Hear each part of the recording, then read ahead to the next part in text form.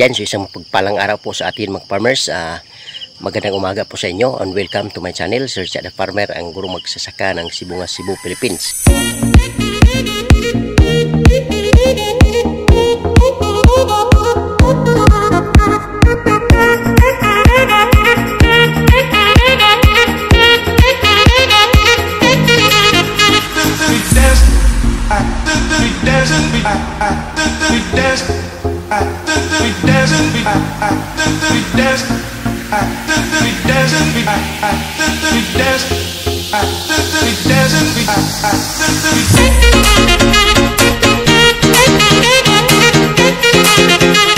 If you're new to this channel mga farmers, please don't forget to subscribe and click the notification bell in order for you to be notified my coming videos. Thank you and enjoy this vlog.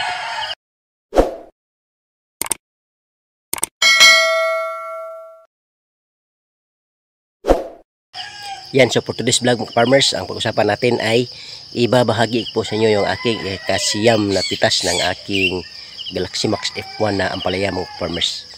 Kaya samahan niyo ko mga farmers dito sa aking vlog ngayon. Ngunit bago ang lahat, shout out muna sa ating mga tagapagsubaybay all throughout Luzon, Visayas and Mindanao.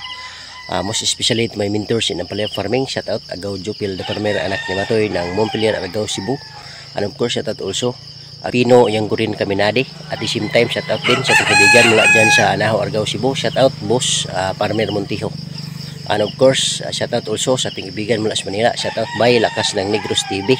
At sa ating kaibigan din, shout out mula sa Persian Gulf, Qatar. Shout out Idol Aquarus. At the same time, shout out din sa ating kaibigan mula dyan sa Tiasong, Quezon Province. Shout out Bro Tay Bisay Magsasaka. And of course, shout out also Nick Lopez. At sa lahat pa na ating mga kaibigan, Jojo the Farmer from Southern Leyte, Barangay San Antonio, Southern Leyte. And also Boss Ayan Vlogs ng Cagay, Sibungas, Cebu. Salvador Farmers, Rosar Galvan, Tabang Vlogs, Bicolanong Tagabukid, at si Police Farmer at saka kay Rigor. Okay, so shoutout po sa inyo lahat at tara na mga farmers. Okay, so good morning once again mga farmers. Welcome ulit dito sa ating channel, Sir Chad the Farmer, ang guro magsasaka ng Sibungas, Cebu, Philippines. So for today's vlog mga farmers ay akin pong ibabahagi sa inyo yung aking ikasiyam or ika-9th harvest ng aking Galaxy Max F1 na ampalaya. Okay, so edad ng ating ampalaya mga farmers is 69 days. Okay, from after direct sowing mga farmers. Okay, so yan po yung harvest natin mga farmers. So ikasyam na harvest to mga farmers. Kung makikita nyo dyan mga farmers, yan po yung mga harvest natin ngayon dito sa plot na ito. Okay, so dako naman tayo dito sa kabila. Tingnan natin mga farmers. Yan. So marami pang bunga mga farmers. Yan yan din yung harvest natin sa part na yan mga farmers. Okay, dito. Yan. So ganyan yung hitsura ng ating ampalayahan ngayon mga farmers. Dito masukal na. Parang hindi na kaya sa libor mga farmers dahil pag nagpapadamo pa ako dito mga farmers, talo na. Kasi sobrang po talaga. Sobrang mura ng gulay ngayon dito mga farmers. Dito sa Cebu, yung balanse. First class is 20 pesos. Class B is 18 pesos mga farmers. Ganyan lang. So napakalayo doon sa usual na presyo ng ampalaya dati. Okay, yun mga harvest natin. Marami pa naman tayong harvest mga farmers. Kasi dati normal price is pinakamababa 40 pesos. Tapos yung minimum talaga is 50, 60, 70.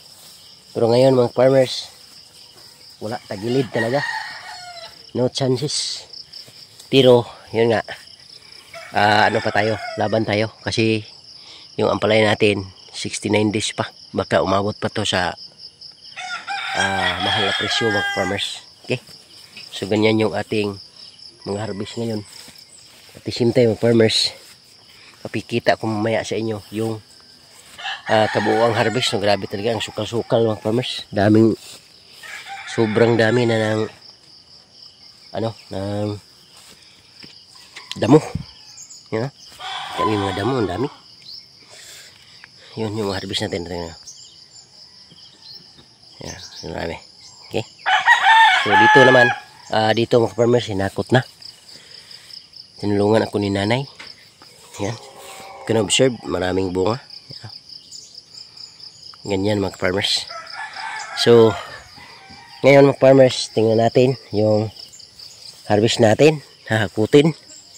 At the same time, pag natapos ng hakutin, ipapakita ko po sa inyo mga farmers. Okay? So, stay tuned. Okay, good morning once again mga farmers. So, ito na. Natapos na kaming hakot sa palaya. So, ito yung harvest natin. Ika-siyam na harvest na. Edad ng ating palaya ay 69 days old. Naka 9th harvest na natin. So, ito yung ating harvest ngayon mga farmers. Yan, so yan po yung ating class A. Tapos meron tayong mga balikog nandito. Kunti-kunti. So sana mga farmers, yung harvest na to, kung ano lang, maganda ang presyo. Tama sana. Pero yun nga, kakalungkot. Yung iba gusto nang mag-abort ng kanilang mga projects. Dahil sa presyo na hindi po lumalaban sa farmers. Yung presyo lumalaban lang sa buyer at saka middleman. Yung mga farmers naipit talaga. Okay, pero okay lang, walang problema. Hindi naman lahat ng panahon nasa baba tayo. Darating din yung araw na tataas din tayo. Okay, so yan po yung mga farmers. Kung pagmasdan yung mga farmers, yung ating palaya is lumalaki yung bunga kasi as it gets matured talagang mas madali silang lumaki mga farmers kasi yung kanilang mga puno ay lumalaki na rin. So normally yung bunga din ay lalaki din mga farmers. So ganyan, tingnan, mahaba na pero lalaki. So ganyan. So yun lang siguro mga farmers no. Maraming salamat sa inyong panonood. Once again, this is Sir Cha, the farmer from Sibunga, Cebu, Philippines. Thank you. At yun po ang vlog natin ngayon mga farmers. 9th harvest ng ating Galaxy Max F1 na ampalaya. So September 2, 2024. Okay, so maraming salamat po sa inyong panonood mga farmers. Naway patuloy kayong subaybay dito sa aking channel para makuha natin yung ating monetization. At the same time, magkaroon kayo ng inspirasyon na sa farming ay merong pag-asa. Okay, so bye-bye and thank you.